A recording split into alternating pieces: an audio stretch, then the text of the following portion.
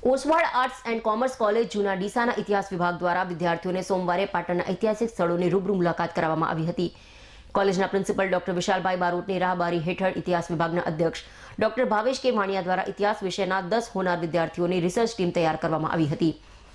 આ research team દ્વારા પાટણ અને પાટણ નજીકના ઐતિહાસિક સ્થળોની રૂબરૂ મુલાકાત લેવામાં આવી હતી અને તેના ઇતિહાસ, ધર્મ અને સંસ્કૃતિને ઉજાગર કરતા ઐતિહાસિક ધરોહરની માહિતી મેળવી તેની ઉપર રિસર્ચ તૈયારી કરશે. આગામી દિવસોમાં પણ ઉપરોક્ત વિદ્યાર્થીઓ અનેક લાઇબ્રેરી તેમજ ગાંધીનગર દફતર ભંડારની પણ રૂબરૂ મુલાકાત લેનાર હોવાનું જણાવ્યું હતું.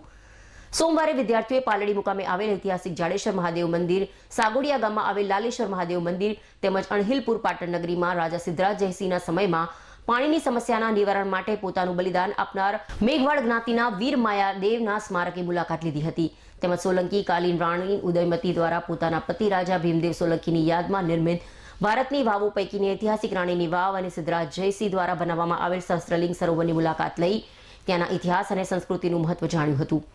સાથે સાથે પાટણના પ્રખ્યાત પટોળા સાંસ્કૃતિક દ્રષ્ટિએ વિશ્વભરમાં પ્રખ્યાત છે ત્યારે વિજયભાઈ સાલવીના પટોળા હાઉસની મુલાકાત પણ વિદ્યાર્થીઓએ લીધી હતી.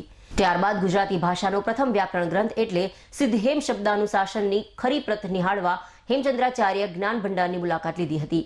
અણહિલપુર પાટણના સ્થાપના દિવસે સ્થપાયેલા 50 જૈન દેરાસરની પણ રૂબરૂ મુલાકાત વિદ્યાર્થીઓ દ્વારા લેવામાં આવી હતી.